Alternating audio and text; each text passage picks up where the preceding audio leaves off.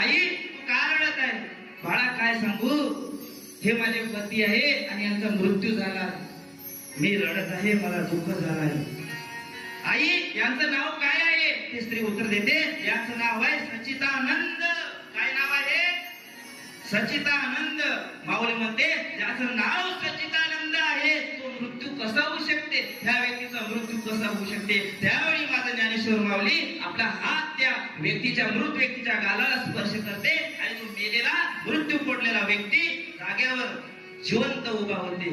आणि समोर जाऊन त्या सच्चिदानंद बाबांनी ज्ञानेश्वरी लिहिली. ज्ञानेश्वर महाराजांनी गोव्या सांगितल्या आणि इंद्रायणी नदीच्या काठी त्या सच्चिदानंद बाबांनी ज्ञानेश्वरी लिहिली.